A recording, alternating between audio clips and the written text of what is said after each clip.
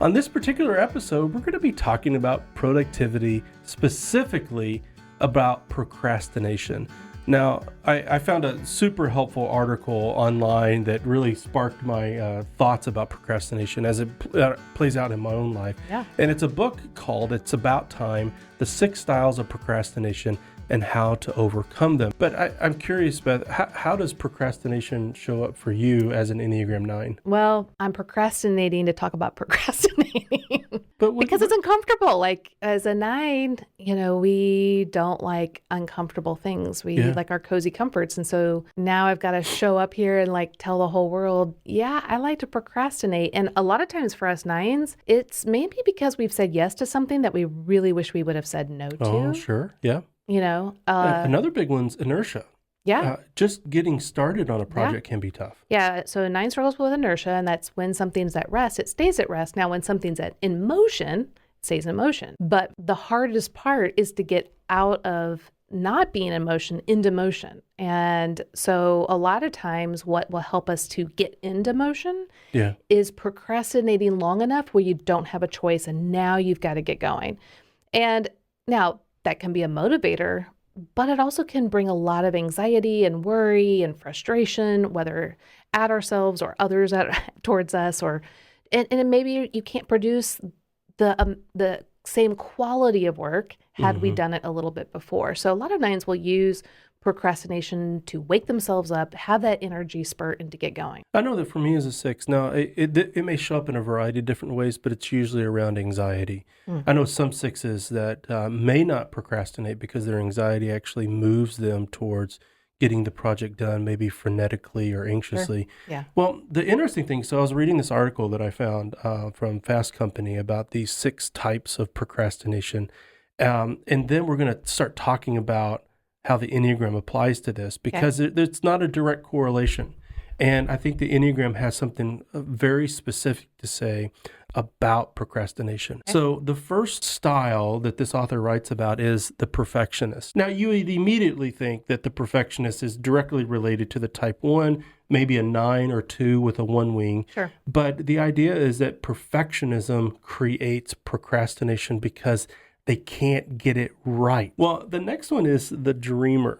The dreamer about knowing how much they can get done, or the dreamer of just being distracted by a lot of different variables, whether it be checking email, checking TikTok, or just ways to get around it. The first couple that pops in my mind the most would be the 4s, the 7s, and the 9s. Yeah. Now, that's just because it popped in my mind first. Doesn't mean that they are the ones that win on this.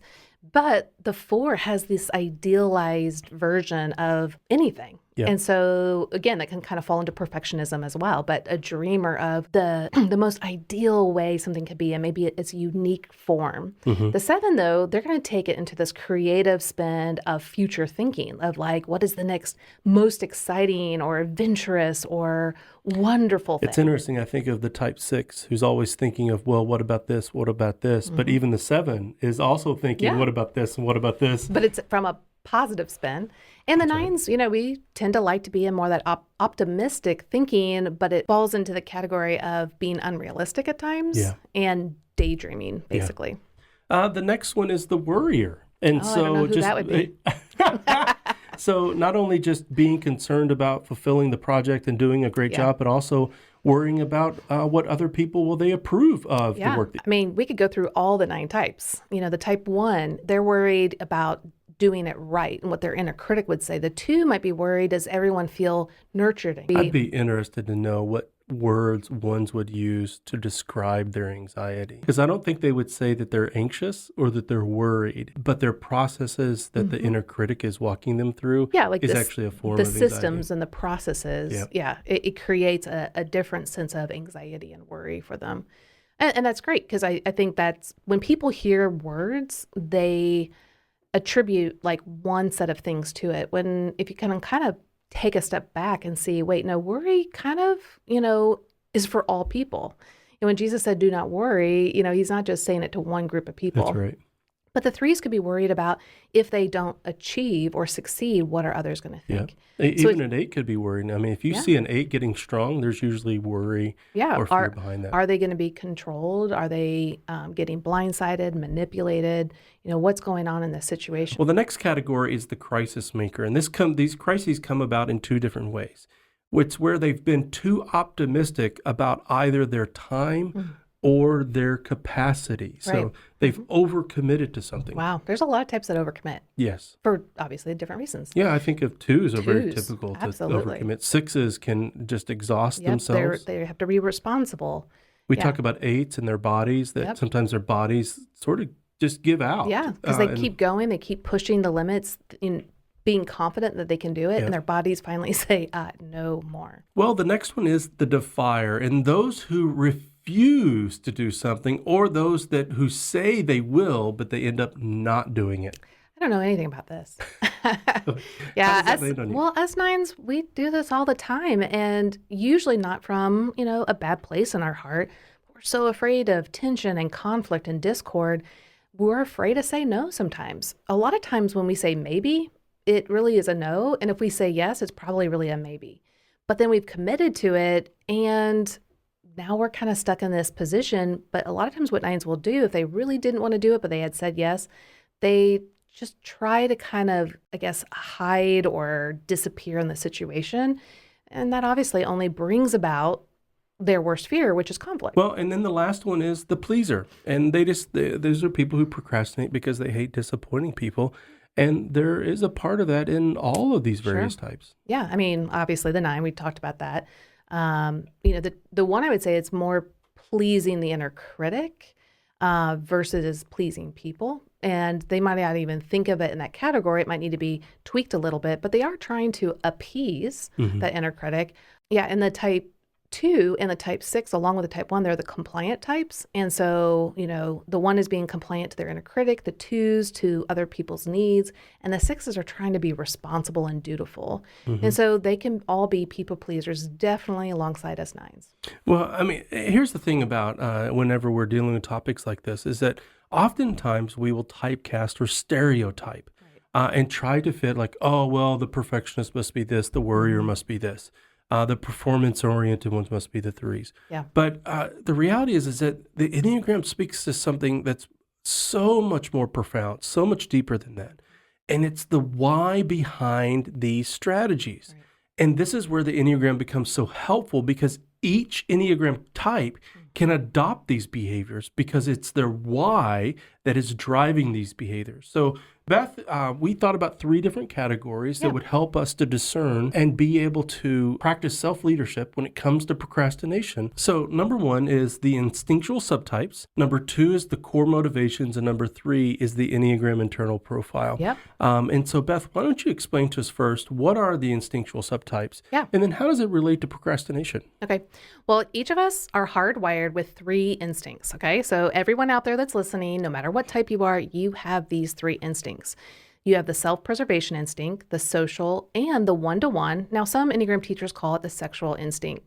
Now, these are all necessary for our survival. No, and the interesting thing is that this is almost a precursor to our main type. So this is how we interpret the world, that our main type is then activated. Right. So think of your instinctual subtype as the light switch, and your personality is the wiring in the house. Yep. So when you flick the switch on, it's going to go through the wiring and activate certain things, right? Well, here it's the lights. Yep.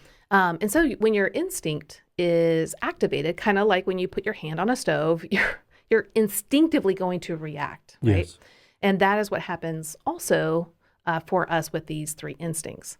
Now, the thing that we want to recognize is that even though we all use all 3 instincts, we use them in a particular order, or a lot of teachers will call it stackings. Yep. And each person, no matter what type they are, has a certain stacking. So you have one that's dominant, you have one that's second place, and then one that's third or repressed or a blind spot for us.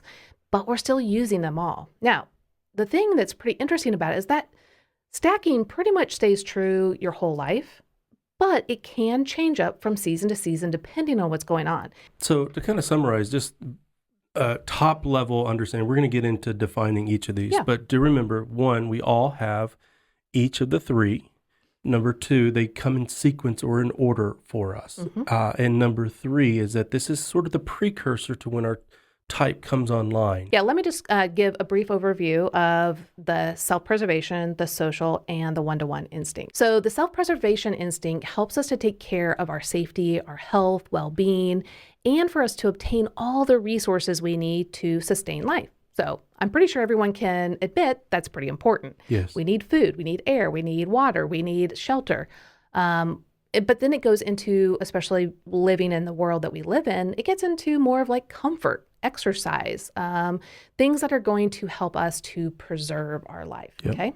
Now, the social instinct helps us to be aware of other people. And this is about groups. This is about community, whether they're intimate or not. Maybe you have an association with a group, but it can be a very, maybe like your church small group, which is much more intimate. So it can be both. And so, yeah, so the social, they believe that if I am with a certain group and I belong, we all will take care of one another. And that's how I'm going to survive best. But the one-to-one is just a little bit different. They have this instinct where they feel that there's an intense drive and desire for intimacy and constant awareness of the chemistry between themselves and a special other person. So that's, for me, a really big deal to know that we're okay as a married couple. Like, we're best friends, we work together. Like, to me, having that harmony and peace is really important. Now, people might say, well, that's because you're a type 9. Yes, it does play into that. But if there's any sort of disturbance between us, or I think that you're frustrated, it ignites the type 9 core motivations in me. But you're also a one-to-one, but you're a one-to-one 6. And when you worry, you are worried mainly around relationship security versus my mom, who's a self-preservation 6, who is worried a lot more about food, money, shelter, those kinds of things. And so it just plays out differently. And so it helps us to understand that within each of the types, these instincts can play out in different forms. Well, so let's apply this idea of instincts to procrastination. Okay. And, it's sort of the metaphor of what is your procrastination attuned to? What's it hooked up to? So, and what that can look like is different for each instinct. So, one, is it, I am scared that I'm going to displease this person, Right. or not come through for this person, so I don't want to start this project. Is it that I'm going to somehow betray or not live up to the standard of a particular community? Yeah. Or if I don't get this right, I'm not going to be able to provide for myself. Again, it's just to recognize how these things, again, like your hand on a stove, your instinct is to pull back and like, ow, that hurts, and to get all activated and defensive. And that's not necessarily wrong or bad. I want people, that's just instinct. But we can then think, feel, and behave in ways that are unhealthy or healthy. So first of all is instinctual subtypes. So how are your instincts, whether you are social, whether you are one-to-one or self-pres, how is that shaping what you are attuned to that's actually driving your procrastination? Now, the second one that we're going to dive into, which is our core motivations for each type, is that our core desire and our core fear can actually be in competition with one another that can lead to ambivalence and procrastination. Oh, absolutely. Yeah. So we always talk about how the core motivations of each type are like everything hinges on that, because it's why we think, feel, and behave in particular ways. And so they can compete with the need to get things done, and we can procrastinate, like you said. So the core fear is that thing that we are trying to prevent at all costs.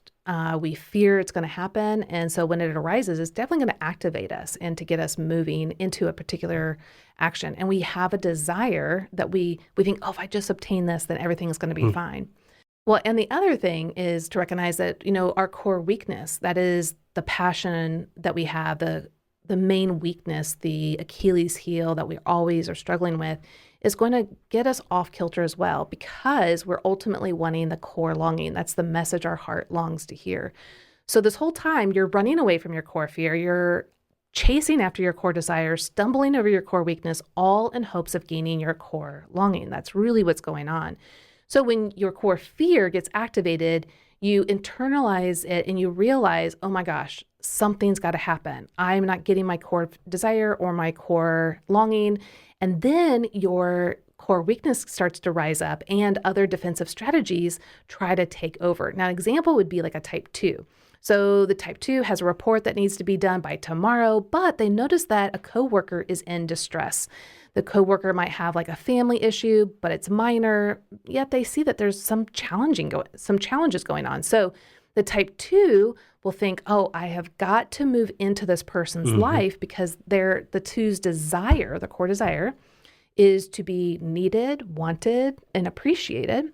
And so here's my opportunity. And they fear being rejected. And if someone sees that I see they're hurting and I don't move in, they might reject me because they think I'm being selfish and mean.